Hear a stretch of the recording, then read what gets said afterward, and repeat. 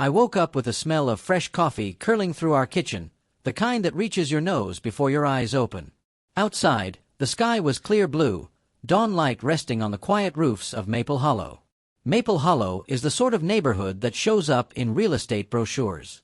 Smooth sidewalks, young trees in rows, lawns that look like someone used a ruler on the grass. Our two kids, Hannah and Milo, called it a giant park with houses. They loved to race their bikes down the cul-de-sac, their laughter echoing around the circle until it felt like the whole street was smiling. Most mornings were like that one, soft, easy, predictable. I would tie the garbage bag, step onto our porch, and wave at Mr. Peters next door while his sprinkler hissed. My wife, Laura, liked to sit on the steps and let the dog push his nose into her palm while she finished a second cup. Laura is quiet by nature. People assume she is shy. I know better. Behind her calm eyes there is a steady hum, like a silent motor that never quits. The kids believe she can fix anything: bikes, faucets, scraped knees. Our homeowners association, the Maple Hollow HOA, has rules for everything. They wrote them in a binder thicker than my college economics text. Trim the lawn to exactly 2.5 inches.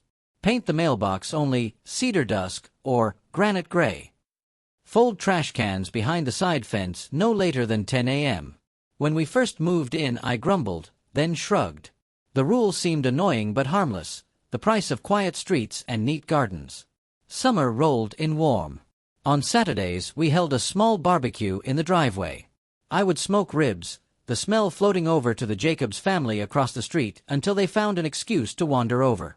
The kids chalked hopscotch boxes on the pavement.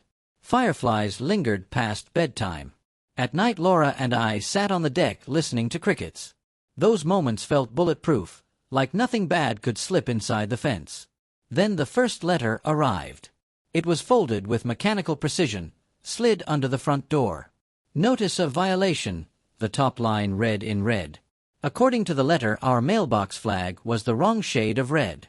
Non-compliance fine $25. I chuckled. I bought the approved paint, sprayed the flag, paid the fine, and forgot it. 2 weeks later another letter appeared. This time it scolded us for a cracked stepping stone on the garden path. Fine $40. I replaced the stone, brushed the dirt from my knees, mailed the check. The third letter felt different. It listed 5 items in bold: hedge height, patio light wattage, unregistered lawn ornament, a hummingbird feeder hung too close to the property line, and the tone of our porch bulb. The fines added up to $310. A note at the bottom warned of escalating action if issues were not corrected in 7 days. The words escalating action sat heavy in my stomach. I looked at Laura. She folded the letter, slid it under a stack of cookbooks, and said, "We'll handle it." I spent the next weekend trimming hedges, climbing ladders, and moving windmills. My back ached. The kids carried armfuls of branches to the compost bin, asking why the HOA didn't like flowers. I had no answer. By Sunday evening the yard looked like a show home again. Hannah caught 2 fireflies in a jar and showed Laura. Laura smiled, tapped the glass, and whispered that light needs room, not cages. She lifted the lid and let the insects drift upward. Milo asked if rules ever end. Laura said, "Good rules protect. Bad rules pretend they do." Days passed. The mailbox stayed empty. I started breathing easier. On my morning jogs, I noticed new security cameras on roof eaves and tiny stickers with QR codes beside doorbells. Some houses had matching mulch, as if they'd all bought it in one bulk shipment. The neighborhood felt tighter, as though invisible strings drew every yard into exact alignment. It wasn't peace. It was pressure disguised as order. One Thursday I came home and found Laura kneeling beside the rosebush, gloved hands motionless. She was listening, head tilted, the way she does when she senses movement. A white SUV idled at the corner, dark windows. After a minute it drove off. She said maybe it was a delivery mix-up. I pretended to believe her. Saturday morning a new envelope appeared, thicker than before. Final compliance warning. It listed an overdue balance of $560, including administrative costs and inspection fees.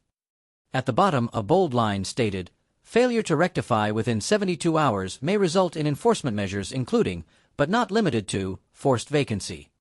Forced vacancy. The phrase echoed like a slammed door. I reread it until the letters blurred. I drove to the HOA office in the clubhouse by the lake. A teenage receptionist offered a plastic smile. She couldn't answer my questions. I asked to see the president. Out. The vice president. Busy. No one could explain forced vacancy. They handed me a glossy pamphlet titled Living in Harmony. I left feeling smaller than when I'd arrived. Word spread quickly, though no one said it out loud. The Bensons paused their morning walk when they saw our driveway, then hurried past with eyes on the pavement. Mrs. Kim, who once borrowed sugar twice a week, now shuffled her kids indoors whenever we opened our front door. Even the mailman seemed to move faster, dropping envelopes like hot coals. Isolation wrapped around us, thin but suffocating, and every hushed whisper behind a curtain felt like a tiny hammer tapping at our confidence. Every face carried a question. Every silence carried a verdict we weren't allowed to contest anymore. That evening I set burgers on the grill, but my hands shook enough that I dropped the tongs. Smoke drifted, but no one came over. Children's laughter felt distant, as if coming from speakers hidden behind hedges. Sunday sunrise broke red. Mist floated above the pond. When I opened the front door, I found a thick document taped to it. Not a letter, legal paper with official seals. Notice of immediate eviction for continued non-compliance. Bold font, capital letters. It claimed we owed $1, $240 in fines, and that the HOA board had voted unanimously to engage authorized security personnel to enforce removal if we were not gone within 48 hours. The paper flapped in the breeze, slapping the door like a hand. Everything slowed. I felt my pulse in my ears. The kids asked why a badge was on the letterhead. Laura stepped beside me, reached out, and touched the seal with her thumb. She inhaled once, sharp and deep. She turned, ushered the children to the kitchen, then returned to the foyer. She spoke softly. They pushed too far. I opened my mouth to protest, but the words died when I saw her eyes. Gone was the gentle patience I knew from our deck talks. In its place stood something steady, heavy, unbreakable. It was not anger. It was resolve. Upstairs, the bedroom curtains fluttered. Outside, the same white SUV idled across the street, engine low. Two men leaned inside, silhouettes behind tinted glass. One lifted a camera. Laura placed her hand on my wrist. Her grip felt like steel wrapped in silk. She looked at the paper again, reading each line the way an engineer studies a flaw. I wanted to ask how we would pay. I wanted to ask if we should sell. Instead I said the only thing I could manage, "What do we do now?" Laura's lips barely moved. "We stay calm," she whispered. "We stay here." She peeled the notice from the door, folded it once, and slid it into her back pocket as though it weighed nothing. Then she closed the door, locked it, and drew the chain. She walked past me, and for the first time I noticed how even her footsteps were, silent, deliberate, balanced heel to toe. The dog trotted after her, tail low, as if sensing a storm. I stood in the hallway, heartbeat echoing off the walls. Outside, the SUV shifted into gear and rolled away. Wind touched the porch chimes, and they clinked like distant shells. Somewhere a lawnmower fired up, cheerful and oblivious. Laura's voice drifted from the living room, calm and measured. "Charge the camera batteries," she said. "And I want the kids to sleep downstairs tonight." She was already making lists. I followed, half a step behind, suddenly aware that the gentle woman who fixed toys and baked banana bread had edges I'd never seen. The HOA, with all its rules and threats, had just stepped into a fight it could not understand. The sky outside was still blue, but the calm we had known, the soft mornings, casual waves, friendly barbecues, cracked like thin ice under a heavy boot. Something new was coming through the fracture, and I felt its weight in the quiet spaces between our breaths. By Monday morning, the neighborhood had changed. It wasn't anything dramatic at first. No sirens, no shouting, no broken windows. Just silence. The kind that hums behind your ears when something's wrong but you can't name it yet. No birdsong. No sprinklers ticking. Just stillness, like the block was holding its breath. I went outside to check the mail, half hoping the eviction notice had been a mistake. But the mailbox was empty. Not even a coupon. As I turned to go back inside, I saw them. 2 men stood on the sidewalk across the street, facing our house. One was tall, wiry, in black cargo pants and a gray polo with a shiny badge pinned to the chest. The other was shorter, stockier, arms crossed. No uniforms, but they wore earpieces and had the blank stares of people who'd been told not to engage. No smiles. No clipboards. Just presence. Laura appeared at the door. She didn't flinch. She didn't step back. She stared at them as if she were measuring something only she could see. Then, without a word, she closed the door behind me. Later that day, I heard the sound of our trash cans being dragged. I looked outside, expecting kids. It wasn't kids. The 2 men were in our driveway, repositioning our bins against the garage wall. One of them was taking pictures with his phone. I stepped outside. "Hey, what are you doing?" I asked. They didn't answer. "Those are our bins. You're trespassing." Still no reply. The taller man glanced at me, then looked back at the bins. I felt heat rise in my chest. "You don't get to just come on my property and—" Laura's hand gripped my arm. She was beside me. I hadn't even heard her approach. "Go inside," she said calmly. I started to protest, but the look in her eyes stopped me. She wasn't scared. She was focused, like a chess player 3 moves ahead. I obeyed. The next day, we got a text from the HOA's automated system. "Final day to comply. Prepare for transition of property. Contact your board representative with questions." The text had no name, no number, just an empty reply field. That afternoon, a white truck arrived. 2 men in orange vests got out and began walking the perimeter of our yard with a clipboard. They didn't knock. They didn't ask. One of them even took photos of our backyard over the fence. Laura stood at the kitchen window, watching them. Her arms were crossed, but her fingers tapped lightly on her elbow, a rhythm I'd seen before. She was planning, calculating. "What are they doing?" Milo asked, peeking from behind me. "Just checking the yard," I lied. Laura looked down at our son. "Remember when we played hide and seek, and I said the best hiding spots are the ones where you can still see everything?" He nodded. She smiled gently. "That's what I'm doing now." That night, she pulled out an old laptop and started typing. I didn't ask what she was doing, but I noticed the names of several legal websites, veterans forums, and real estate law links popping up. She had notebooks beside her. She was taking notes, highlighting things. She even sketched a layout of our street. Every detail. Every house. I found her digging through the closet around midnight. She came out holding a small black duffel bag I hadn't seen in years. She unzipped it, quietly laid out a camera, an old tactical flashlight, and a field notebook with waterproof paper. She checked each item with care, her movements precise. I watched her, part of me stunned and part of me scared. Not of her, but for what this all meant.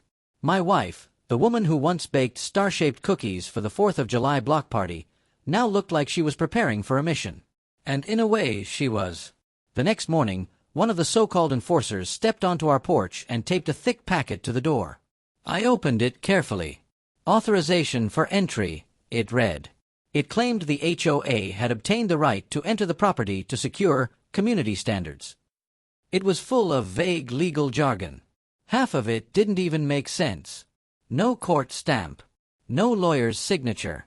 Just the HOA seal and the president's name, Ronald Chase. Laura took the paper, read it twice, then folded it and put it in her folder labeled Evidence. She called the kids into the living room and spoke in a tone they didn't often hear.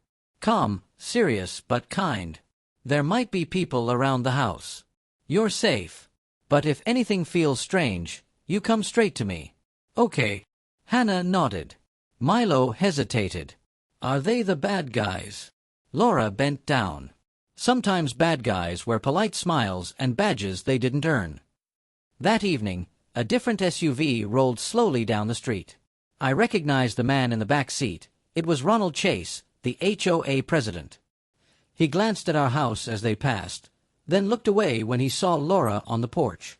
She stood still, unmoving, eyes locked on him. He didn't stop. The neighbors noticed. I could feel it in the way curtains shifted, how some windows suddenly closed when we looked their way. We were becoming the outcasts. And not one person had come to check on us. Not one. The same people who once asked to borrow jumper cables or extra eggs now avoided eye contact like we were diseased. The tension grew thicker with each hour. The enforcers started standing closer to our yard. One took a photo of Laura when she stepped outside with the dog. Another paced the length of our driveway like he was waiting for something to happen. They didn't speak. But their silence said everything. They were watching, measuring, waiting. Laura installed small cameras at the corners of the house that night. I helped her, holding the ladder, handing her wires. She instructed me without raising her voice, like she'd done it 100 times before. She had. Just not here. Not for this. Afterward, she sat down with me in the darkened living room. "They're trying to make us afraid," she said. "It's working," I admitted. She turned to me. "They don't know who I am." Her voice didn't shake. She wasn't bragging. It wasn't pride. It was truth. And in that moment, I remembered. I remembered the stories she never really told, the brief mentions of dusty roads in places most people couldn't find on a map, the way she could identify a distant sound before I even noticed it, how she never left her back to a door. That night, she barely slept. She reviewed footage from the cameras, marked the times of each strange visit, tracked the license plates of the vehicles driving by too slowly. She noticed patterns, times, angles, shifts in movement. She documented everything. The next day, she walked into the HOA office without an appointment. I went with her. She was calm, almost detached. The receptionist tried to delay her, but Laura leaned over the counter and handed her a legal packet. "This is a formal cease and desist," she said. "From this point forward, all unauthorized personnel on our property will be reported to local authorities and federal investigators." The woman blinked. "We're just following." "I'm not talking to you," Laura said softly, but firmly. She turned, looked directly at the office camera mounted above the door, and added, "Ronald Chase knows exactly who I am. He has 24 hours. She walked out without waiting for a reply. I followed her, heart pounding, legs weak. Outside, she took my hand and gave it a slight squeeze. Her grip was reassuring, grounding, steady. That evening, no one came by the house. No SUVs. No enforcers. But it wasn't over. Not by a long shot. The next day, Laura received an email from someone on a military contact list. One line stuck out, asterisk, Chase hired a private firm. Not licensed. Not certified. You have them by the throat. Asterisk. Laura didn't smile. She nodded once, printed the email, and added it to her folder. She looked at me and said, "Now we push back." And from that moment on, everything started to shift. Not fast. Not loud. But with purpose. And she was leading it. The following morning began like every other, quiet, still, like the calm before something inevitable. There was no knock on the door. No paper stuck to the window. No silent stare from across the street. But the air held tension, like static on your skin before lightning strikes. Laura woke up early. Earlier than usual. She moved with that same precise rhythm she had in the field. Measured, intentional, eyes sharp. She wore a plain hoodie, hair tied back, no makeup. Just her, stripped of everything except purpose. She placed her folder on the dining table, next to a small black recording device and 3 flash drives labeled with color-coded stickers. I didn't ask what each one contained. I already knew. She had audio from the porch camera, security cam time logs, screenshots of every truck and face that had come too close to our family's home. Every step, every violation, every word they thought no one heard, it was all there. She glanced up at me and asked, "You coming with me?" I nodded. There wasn't a shred of doubt in her tone, and that gave me strength. The old Laura, the one who used to laugh until she cried watching baking fails, was still there. But this version of her, the soldier, the protector, the strategist, was fully awake now. And she wasn't going back to sleep. We drove downtown. Not to the police station. Laura had already tried that route. They had shrugged, said it was a civil dispute, told her to contact legal counsel. But this time, we had another destination. A local news station. She didn't say a word the whole way there. At the front desk, a young receptionist with tired eyes looked up from her computer. Laura set the folder down and said, "I need to speak to someone in investigative reporting." Immediately. The woman hesitated. "Do you have an appointment?" "No," Laura replied, "but I have proof of an unlicensed security firm harassing a military family under the pretense of HOA regulation. And I have recordings." That did it. Within minutes, we were in a small glass office with a man named Derek. Journalist. Curious. He started skeptical, as they all do, but when Laura opened her folder and laid down the timeline, the documents, the video clips, his whole posture shifted. "They had no warrants?" he asked. "None. No court order. Just false authority," she replied. He raised his eyebrows. "And you're military?" She paused. "I was Special Forces. United States Army. I held rank and cleared classified missions. I don't lie. And I don't bluff." He asked if he could make a copy of the files. She gave him one of the flash drives. "This stays with you. If we disappear or get detained, release everything." He leaned forward. "Are you expecting to be detained?" Laura looked him dead in the eye. "I don't expect anything. I prepare for everything." On the way home, her phone buzzed.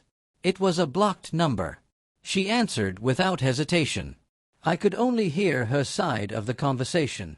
"This is Laura." Pause. "No, I won't come in." Another pause. "You know exactly who I am, Ronald. And you know I don't scare easy." She didn't raise her voice. Not once. Her tone was calm. Deadly calm. "I gave you a chance to walk away. You didn't take it.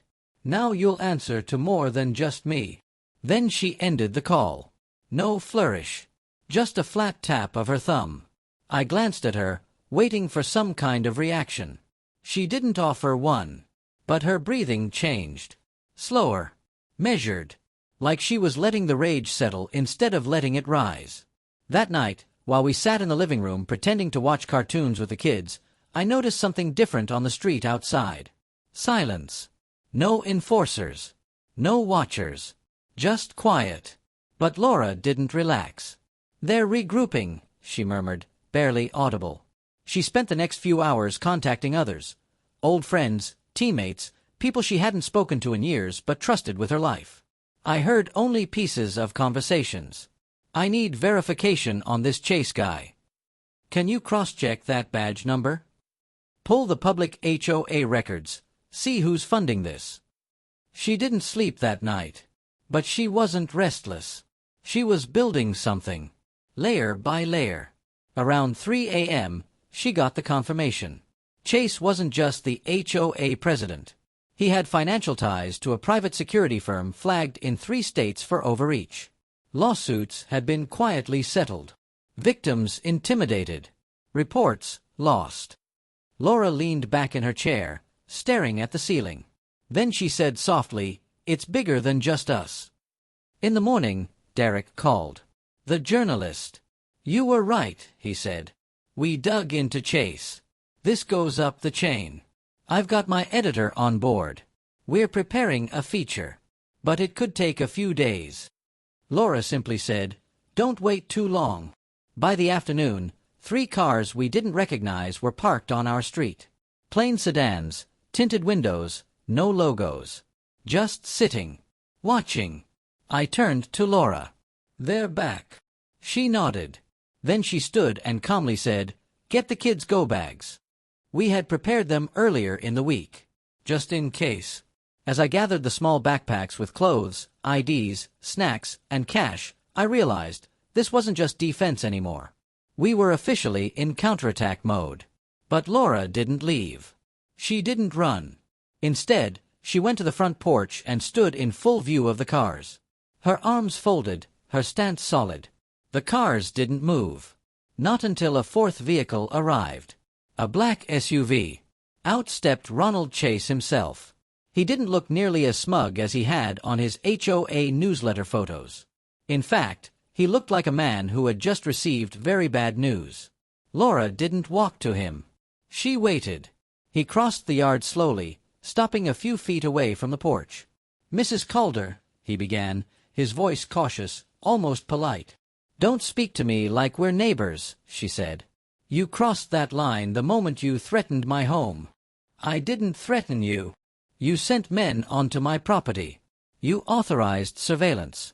You signed off on harassment." He swallowed hard. "There was a misunderstanding." She held up her phone. "I have recordings. I have proof.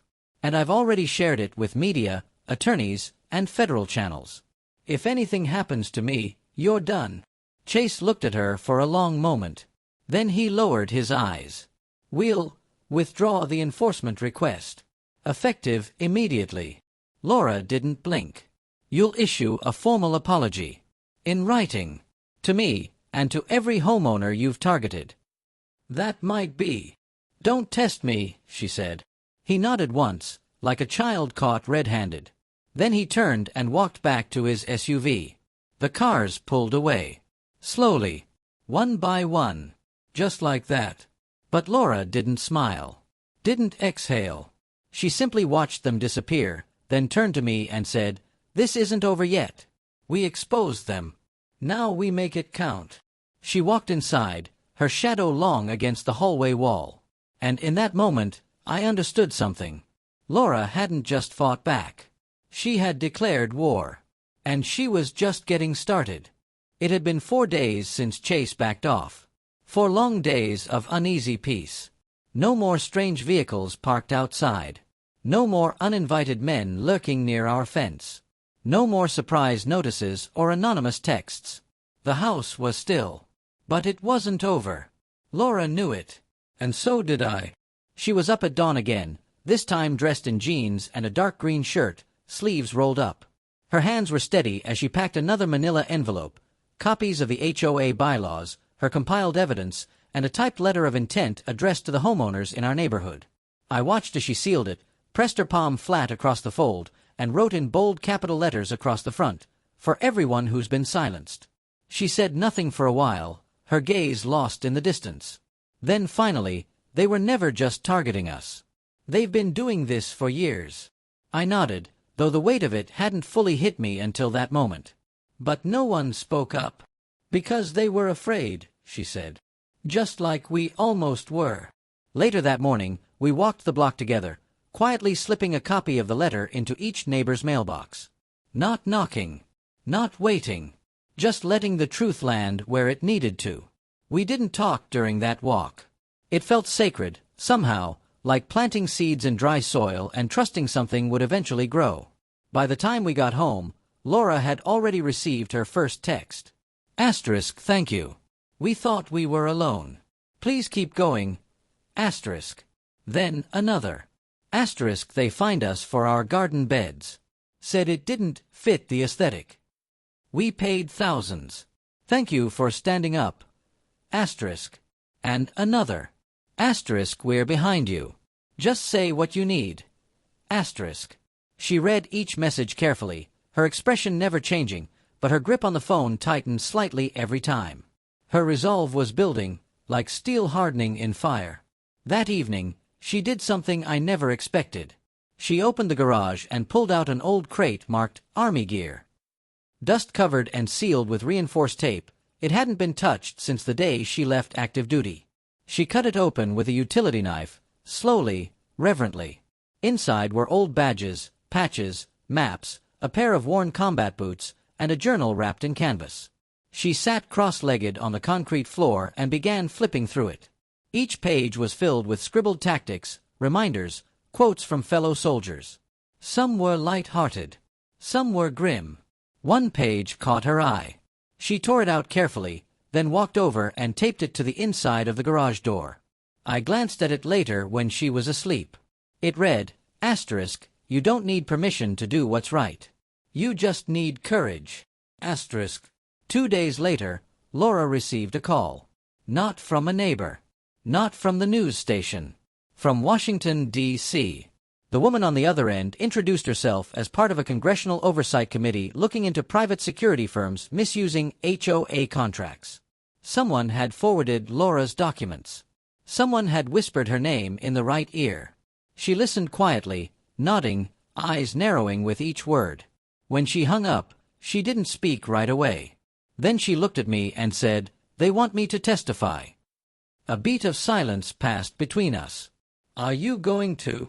I asked. Her voice was calm, but firm. "Yes." That night, she sat at the dining table again, this time not with a folder, but with her laptop, her notes, and her old army journal. She began crafting a testimony, not just of what had happened to us, but what had been happening to everyone. The family's fine for having the wrong fence color. The retirees forced to pay maintenance fees they never agreed to. The veterans, the single parents, the immigrants, all strong in their own lives but worn down by threats of foreclosure, humiliation, isolation. Laura was writing for them. At one point, I noticed tears in her eyes, not from fear or pain, but from something deeper. A kind of anger wrapped in compassion. The kind that drives people to do impossible things. The next few weeks moved fast. A storm of attention built around our small suburban street. News stations started calling. The article Derek published went viral. Headlines read, "Veteran wife stands up to HOA intimidation and uncovers a national scandal." Overnight, the world knew Laura's name. And they had questions. She gave them answers. Calmly, clearly, without drama, without vengeance, just the truth, laid bare. And then came the letters. Stacks of them. Handwritten. Typed. Emailed. Messages from across the country. From a mother in Kansas who was evicted over a trampoline. From a retired teacher in Arizona whose home was seized over a parking spot dispute.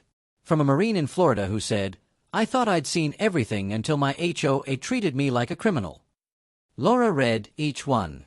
She responded when she could. And she added every name to a private spreadsheet on her desktop titled, "People Who Matter." It grew every day. As her hearing date approached, I saw something in Laura I hadn't seen in years. Not the soldier. Not the suburban mom. Something in between. She was fierce again. But grounded. Dangerous only to those who abused their power. On the morning of the hearing, she dressed in a dark navy suit, hair tied back, boots polished. Not heels. Boots. "I need to feel the ground under me," she said with a soft smile. We drove to the airport together. I offered to come. She kissed my cheek and said, "You're doing the harder job. Keeping them safe." At the terminal, just before she turned to leave, she placed her hand on my chest. "No matter what happens in that room," she said, "don't let them think they won. Ever." The next few days were a whirlwind. Laura stood before a panel of congressmen and women, calmly detailing the abuses of HOAs partnering with unlicensed private firms. She named names, presented evidence, read letters from families who couldn't be there. She didn't beg. She didn't plead. She just showed them. By the end of her testimony, the room was quiet. One congresswoman wiped a tear from her eye. Another nodded solemnly and said, "Thank you for reminding us who we serve." When Laura returned, she didn't talk about it much. She simply said, "It started." Because it had. The media attention forced Chase to resign. His private security firm was suspended pending investigation. Our HOA board was temporarily dissolved. Audits began. But even more than that, people woke up. Our neighbors started speaking to each other again. Sharing stories. Building a group chat. Planning to elect a new board made up of actual homeowners who lived here. People started showing up for each other. Helping one another with lawn care. Offering babysitting. Checking on the elderly couple down the block. The fear was gone. And Laura, she became something else entirely. Not just a mother. Not just a sniper. Not just a woman who once wore a uniform. She became a voice for the silenced. A mirror for injustice. A leader for those who forgot what it felt like to be heard. And every evening, after the world slowed down, she'd sit on the porch again, quiet, watchful. Not afraid anymore. Just present. Milo would sometimes curl up beside her with a blanket, his head on her shoulder. "Are the bad guys gone now?" he asked one night. Laura looked at him for a moment, then said gently, "Some of them." Then she kissed his forehead. "But the good guys are watching now." And in that moment, I realized, our house didn't just feel like home again. It felt like ours.